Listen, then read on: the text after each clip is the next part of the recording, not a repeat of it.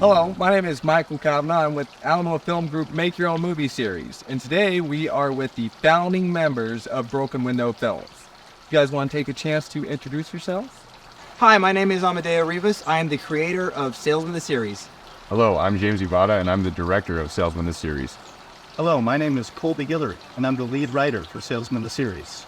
So the name of your production team is Broken Window Films, correct? You want to tell us how you came up with that name and how it came to be? I came up with the name Open Window Films, or Open Window Productions, a couple of years ago when I was trying to come up with a production name, because I went to this art school and they were like, well, you need a production name to put on your film. And I was like, well, what? And I saw an open window. I'm like, oh, Open Window Productions. And I wrote it, right? And then I saw that was already taken. And so I felt broken. And I was like, Broken Window Films. That's a cool name. Okay.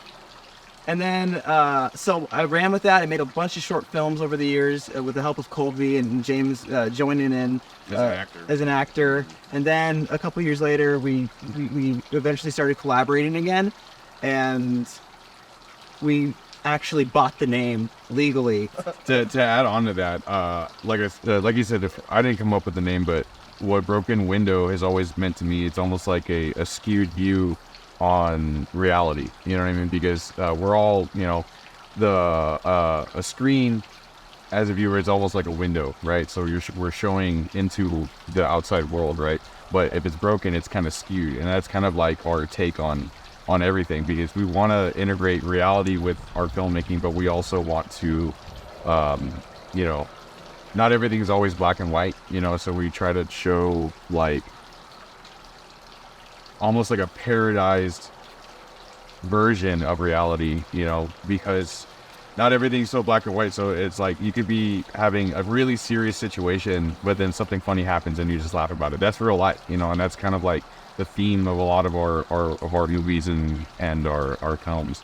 But I've always really liked Broken Window because it's, broken reality.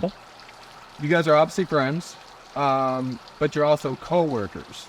So what are some of the challenges that occur, being friends and co-workers? But what are also some of the good things about having that working relationship as well as the friendship? I think that it's finding a balance between friendship and being co-workers too, because it's like, at the end of the day, we need to get what we need to get done. But, we get at each other, we get upset with each other when one of us doesn't, pull their weight, or we mess something up. And at the end of the day, it helps to be friends because we can continue to keep working each other and have that forgiveness with each other and have that patience with each other, because we're all growing. We all, have to grow as people and continue to, keep working on this project, because if we weren't friends, then, all of the challenges and the adversity that we face, I don't think normal people could do that, because it's very difficult. We're constantly facing adversity, constantly facing, circumstantial changes and stuff like that. And I think, because we are coworkers first, but we're also friends, and it's just finding the balance between the two. I really don't think this would be happening if we weren't friends, because there's so much trouble that comes up in the course of a production. It would have been so easy if we could have just said, we don't have any ties to each other, we don't like each other, this is over. But then nothing would have happened. But instead, because we are friends, we're going to be producing something, we're going to fight, and the next day we're going to be talking again. Because obviously the friendship is what links us. Yeah, we care about each other. But also having a good separation of responsibilities is very important, so that we're not stepping on each other's toes, and so that our different skills can synergize with each other and create something more than the parts that we bring to the table. Yesterday we shot a film set for episode 2 of our series Salesman, which takes place in San Antonio in the 90s. Actually, I'd rather let James kind of explain it. The synopsis of the show, or what happened yesterday? What happened yesterday? Well, nothing happened yesterday, which is cool, because usually there's always some BS on set. Wait, there were a lot of foghorns. Yeah, there were, yeah. other than the people driving by and be like, oh, come on, but what are you doing? We did this, you know what I mean? But we always have stuff like that happening. But I thought yesterday went pretty smooth compared to a lot of the sets we did, because we bicker at each other, you know what I mean? Because each of us will, you know, we're either stepping on each other's toes, but like the more that we go on, you know, working together, like we more get used to it. Everybody does what they're supposed to do. We all fall into it. And there's no, you know, arguments and stuff like that. I thought yesterday was really smooth, other than it being super hot outside and super sticky, and we all got sunburned, and you know, but you know, we got in and out of there within 2 hours, you know, and that's with a semi-amateur crew, and you know, I still consider we are still semi-amateurs, you know what I mean? That's pretty much what we are. You know, we're all just trying to figure it out as we go, and now we're like a year and a half, almost 2 years into production of the series. And I think we just get better and better as time goes on, because we learn to, you know, work with each other better and better. I think yesterday for us, that kind of showed like how well we actually do all work together. And as far as the synopsis of the show, yes, it is a crime comedy that's set in 1995 San Antonio, and it's about an average, you know, bamboozler that gets tied up into the underground crime scene of San Antonio, and chaos ensues. So the plot takes place in the 90s. So what was your choice for that specific decade? Okay. So San Antonio in the 90s was a very specific, like, niche in history. On one end, we have the Tejano industry. It is booming and everything. Selena was just killed in our show. You know what I mean? Like like our show takes place a month after she was murdered. This is around a time when crime rates were going up, when a lot of other problems in the city were arising, that the infrastructure was falling apart, and so we are kind of highlighting some of that, but we're altering some things just for story purposes and to make the story good. But the reason why we chose that time period is it was so chaotic. It was so colorful. It's where just multiple different styles and niches and things meet. And I think you know, San Antonio in itself has a culture, and it's changing. It's changing really bad, and it's kind of losing its culture. It's losing its soul because of things that like gentrification, things like people like the rising housing costs. You know, the economics of the city is starting to go really high. You know what I mean? And so I'm just for me, on a personal level, my personal mission is I want to use this show to capture San Antonio's soul before it forever dissipates. Okay. Speaking of San Antonio has a lot of great resources, a lot of great talented actors, writers, and directors. But San Antonio isn't necessarily known as a filmmaking town. Why do you think that is? Oh, I can speak to that fairly easily. Okay, let's hear it. It's because all the people who are talented and who are smart, they just up and leave and go to LA or New York. Yes, but I believe that's also because the city doesn't give those opportunities, because it is really hard, especially since we don't have really good film what's it called? Incentives. Film incentives. Well, yes. Yeah, we don't really have good film incentives too, but you also need to be able to incentivize yourself, and you need to be able to just go out there and do the work. Agreed. Instead of waiting on help from the government or whatever. Just do it. You know, nothing's really stopping. Like what? Well, we didn't have any incentives other than our own, you know, personal drive to make this project, and I think that's something that we need to establish in San Antonio, and that we're helping to do that, because eventually it will be to a point to where there's so much film stuff going on in San Antonio on an amateur level that, you know, people will start to notice, and it's like, hey, I think we have a little film culture popping up over here. Because usually when people think of film or television, they're like, oh, I need to go to Los Angeles or I need to go to New York City, and that's fine to those people that do that. But, you know, there are people that need to stay here and establish things here and be the trailblazers of the city. And we're not doing this to do that, but, you know, whatever happens, and I'm not going to let anybody, you know, hold me back from doing such a thing. And that's how we all feel about it. And Amadeo's right about capturing, you know, that golden era of San Antonio, because the 90s was the golden era. The Spurs were doing badass. Tejano music was popping off. Everything was awesome for Texas, and San Antonio especially in the 90s. And they were making movies in the They were making in the movies, 90s, like yeah. that's when like the incentives were It was actually popping around. off. There was a subculture, an art subculture that's kind of been dissipating over the years, because like Colby said, it's like Shot Knight Rider 2000 here. everybody feels like, yeah, Knight Rider 2000 was yeah. filmed in San Antonio, yeah. And like Colby was saying, everybody just feels the need to up and leave and go to Los Angeles or New York. And it's like, dude, just work on your own projects here. Nothing's stopping you. Pick up a camera, find some actors, find some people to hold the lights, find some people to hold the microphone, and get it done. You know, even if you have to use your actors to do that for you, you know. We don't pay each other, you know what I mean? Like, you know what I'm saying? We're doing this is all volunteer work. We all sink our own money into this, and we just do whatever we need to do to get started. Just to close this thought off, Okay. and just like a quick summary, what determines what products and what projects get made is just that the projects are worked on and completed. It doesn't matter about the budget, because there's going to be overlays, there's going to be costs, there's going to be other things. It's just the grit and the determination to say, here's the thing, I will do this thing. Do it, finish it, start the project, finish the project, go with it. Don't wait on everybody else, you know. And I think that's what holds a lot of people back, is we're all waiting on each other. But just do it, even if it's going to be bad. Just do it, dude. The next thing's going to be better. You're going to get better and better and better, no matter what you do. No one was no one was perfect whenever they first started. Everybody started off as an amateur. Everybody. Yeah, exactly. We were all amateurs when we started, dude. And then don't let the challenges hold you back either. Like, learn to overcome them and make something better out of it. Look at Jaws. The damn robot shark didn't work, and that's what makes the movie so cool, is because they barely got to show the shark because the damn thing didn't work. And instead of, you know, them just like, oh, I give up on this project, this stupid shark doesn't work, the whole movie's ruined. They were like, okay, well, let's make every other aspect of the movie better, you know, and use our weakness and turn it into a strength. And anybody can do that. So, because I've been working on this series the last year and a half, what's on the horizon for your film group? Do you have any future projects scheduled, or things you're thinking about outside of the series you're working on now, the Salesman? We all have our own little projects that we want to work on. Like, I'd like to, you know, God willing, whenever, you know, things, the first priority is the show. We're getting the show out there, trying to get it picked up, everything, but we all have our own little projects that we want to do.